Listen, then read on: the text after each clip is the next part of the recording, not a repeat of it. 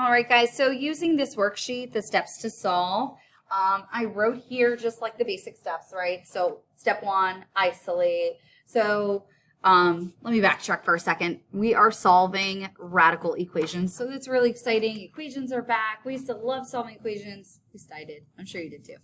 All right, so step 1, we are isolating. So what does that mean? That means get everything away from the radical. Then we're raising each side to the index. So if the index is a 4, you're going to raise it to the 4th power. If it's a square root, you're going to raise it to a 2. So the opposite of square root is a square, so that's why we're doing that.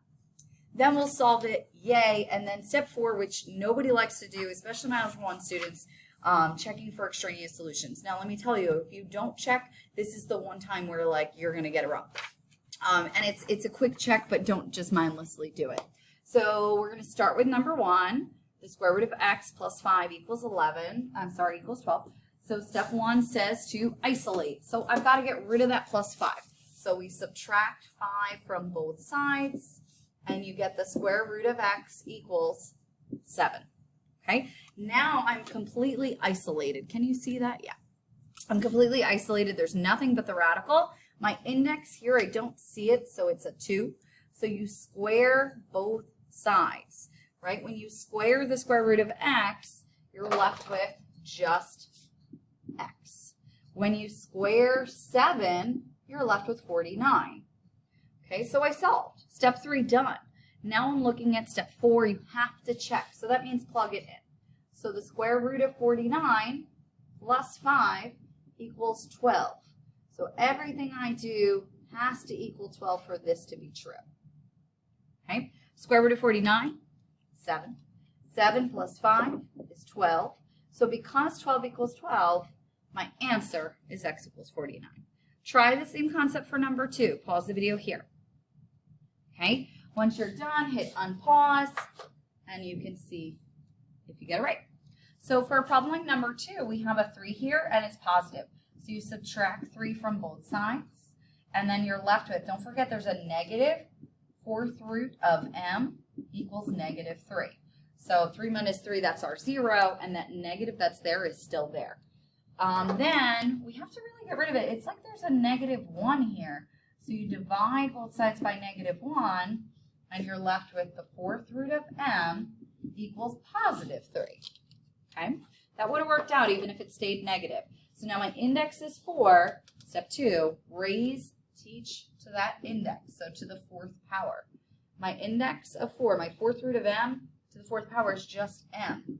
And 3 to the 4th, oh, use your chart, right? 3 to the 4th is 81. And now step 4, check. So I have 3 minus the 4th root of 81, and it's got to equal 0. So the 4th root of 81, what's that? Oh, 3. And 3 minus 3, that's 0. So it works. Circle your answer. All right, we're going to jump to number 5. So looking at number 5 here, right, you can kind of ignore.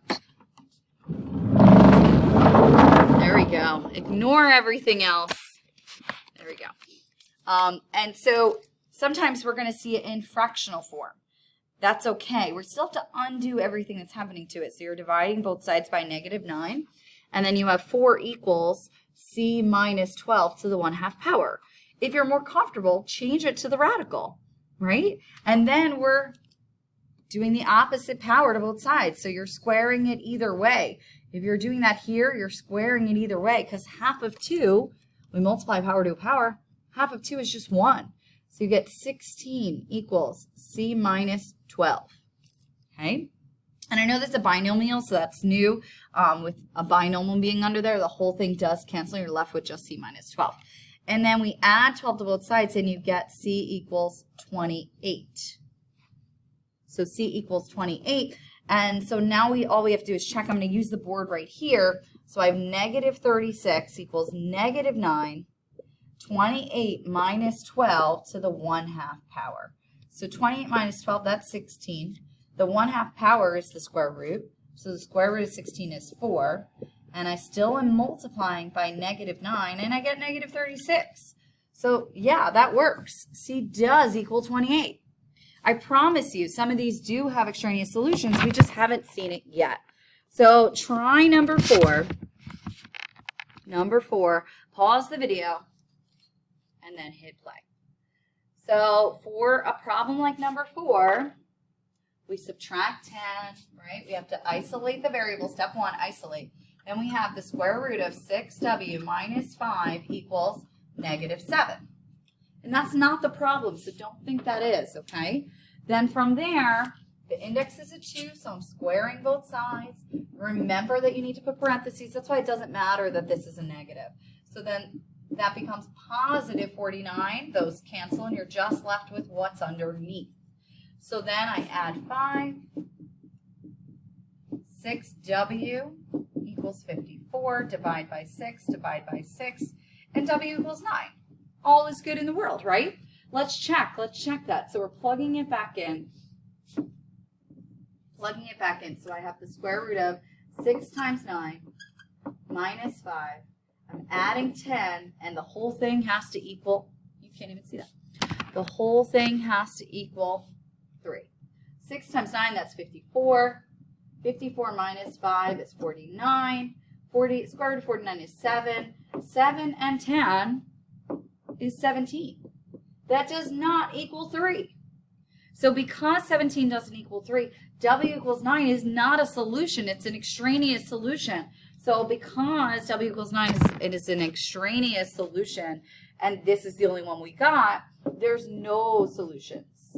There's sometimes where you're going to have 2 solutions and one will work, one won't. We've seen that with like area problems in the quadratic stuff.